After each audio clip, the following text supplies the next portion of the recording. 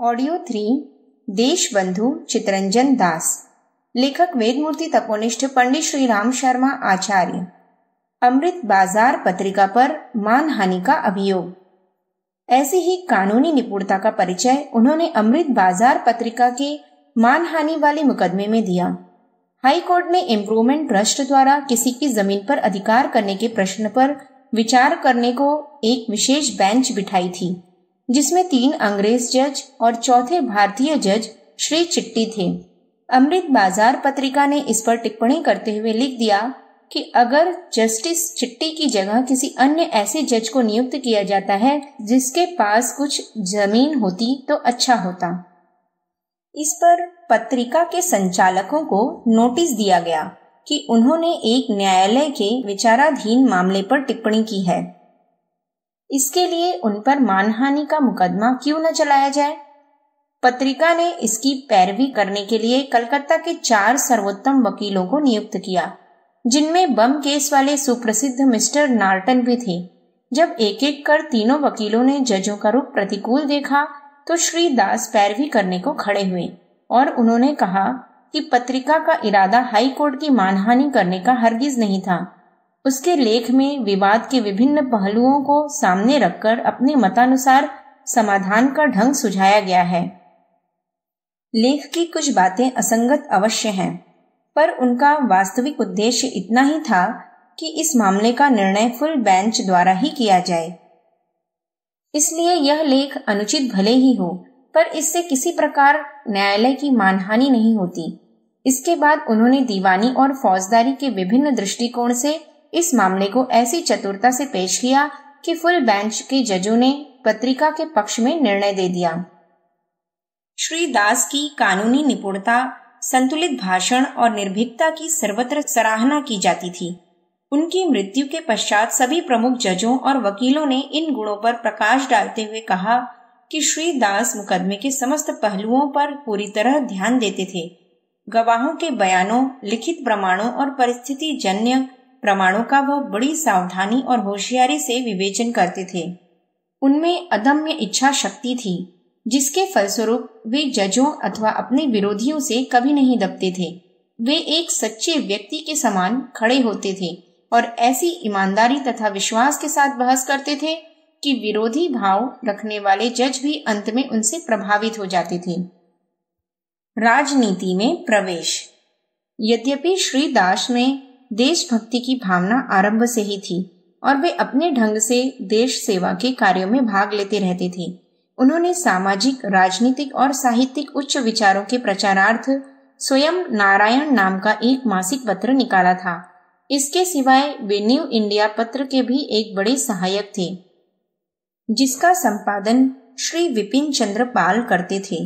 इसकी चर्चा करते हुए पाल बाबू ने एक बार लिखा था, जब प्रारंभिक मालिकों के लिए न्यू इंडिया का भार संभालना कठिन हो गया तो चितरंजन उनकी सहायतार्थ आगे बढ़े। कानूनी बंधन के कारण वे स्वयं तो उसके डायरेक्टर नहीं बन सकते थे, पर अपने मित्रों को उत्साहित करके एक जॉइंट स्टॉक कंपनी की स्थापना कराई, जिससे वह कार्य फिर चलने लग गया। लगभग 20 वर्ष तक चितरंजन और मैं सच्चे सहयोगी के रूप में देश की सेवा करते रहे।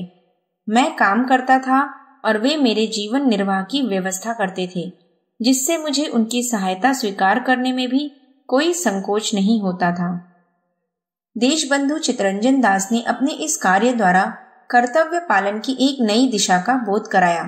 बहुत से व्यक्ति अपने कारोबार, नौकरी अथवा अन्य सांसारिक बंधनों का कारण बतलाकर सेवा कार्यों से पृथक रहते हैं, पर वे क्या किसी अन्य रूप में ऐसे कार्यों में सहयोग नहीं कर सकते? दास बाबू को अपने वकालत के धंधे में इतना अधिक काम करना पड़ता था और उस जमाने में उनके ऊपर अपने अभियुक्तों की हित रक्षा की इतनी अधिक जिम्मेदारी रहती थी कि वे देश के कार्यों में न तो अधिक समय दे सकते थे और न अधिक खतरा उठा सकते थे। पर इसका आशय यह नहीं कि वे देश सेवा और राजनैतिक आंदोलन के महत्व को न समझते हों। इसलिए आरंभ में वे परिस्थिति और सुविधानुसार आर्थिक सहायता और प्रेरणा देकर ही अन्य कार्यकर्ताओं को आगे बढ़ाते रहे। सन 1908 में राजनैतिक वातावरण में बहुत अधिक तीव्रता आ जाने पर वे अपने अपूर्व कानूनी ज्ञान द्वारा राजनीतिक अभियोगों में सहायता देने लगे। फिर जब महात्मा गांधी के नेतृत्व में भारतवासियों ने योजना और निश्चय पूर्वक स्वाधीनता संग्राम छेड़ा तो उसके महत्व और आवश्यकता को समझकर वे सब कुछ त्याग कर उसमें कूद पड़े। लोगों का कहना है कि जिस समय नागपुर कांग्रेस में उन्होंने गांधी जी के आह्वान पर अपनी वकालत को छोड़ा, उस समय उनकी आमदनी 50,000 रुपया मासिक तक पहुंच गई थी। वे भारत के सर्वश्रेष्ठ वकीलों में से एक समझे जाते थे और बड़े महत्वपूर्ण मुकदमों में उनको नियुक्त किया जाता था।